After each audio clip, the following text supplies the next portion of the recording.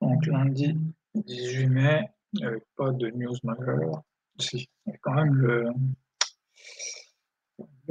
l'inflation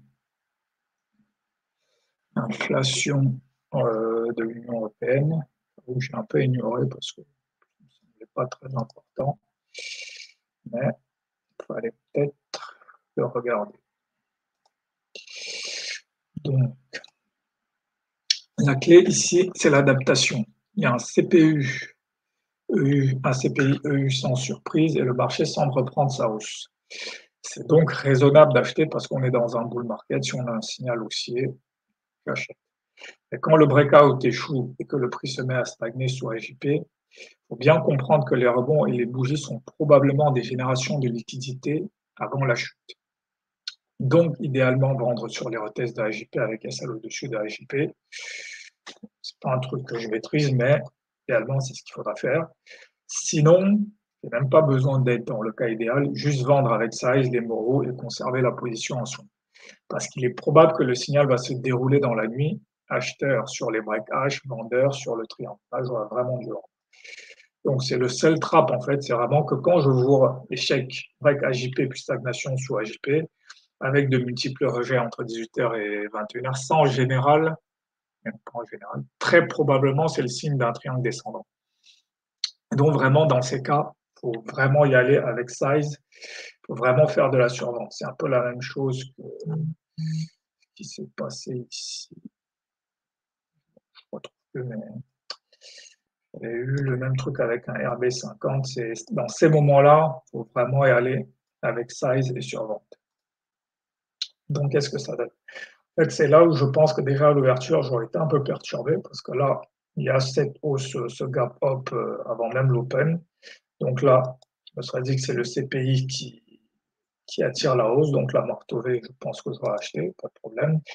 Ici, est-ce que j'aurais retourné immédiatement ma position? Peut-être que je l'aurais fait, mais ça n'aurait pas été une bonne idée. Il aurait fallu attendre parce que de toute façon, s'il y a un rejet ici, il faut que je me dise que on va au moins venir chercher MIVHB, voire même BJP. Donc j'aurais dû attendre un peu parce que ça peut aussi être un retest juste de cette zone et on repart à la hausse. Là, par contre, il aurait fallu que j'achète parce que là, on a testé BJP, il y a eu un rejet, le rejet a échoué. Donc là, ici, là, j'aurais dû acheter. J'aurais pu continuer à acheter ici. Là, peut-être pause. Là, peut-être acheter.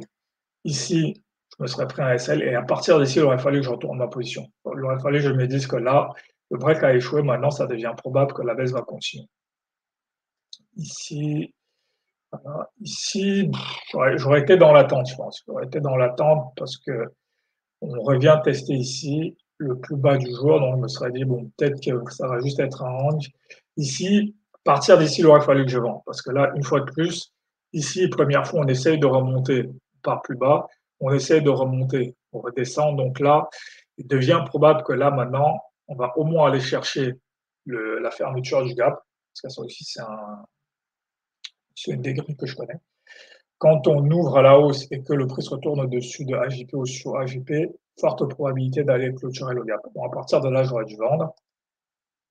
Ici, j'aurais probablement vendu. Là, je pense que je n'aurais pas hésité.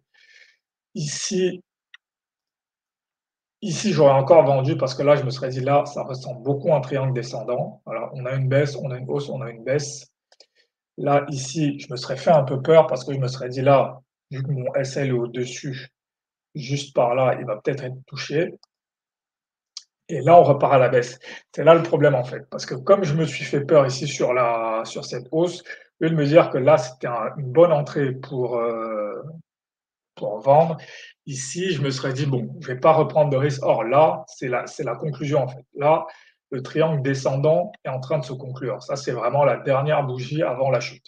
Et là, j'aurais dû vendre avec size, en fait. C'est vraiment ici, voilà, ce genre de bougie, il ne faut vraiment pas que je les loupe à l'avenir. Ici, il faut vraiment que je vende avec size. Ici, j'aurais pu, à partir de là, j'aurais pu continuer à vendre, mais bon, là, ici, 19h45, 20h45, donc moi, en général, c'est l'heure à laquelle je m'arrête. Mais voilà, j'aurais dû sizer au moins ici. Voilà, ici, j'aurais dû sizer au max et attendre, voilà, attendre de voir ce qui se passe le lendemain. Donc, voilà.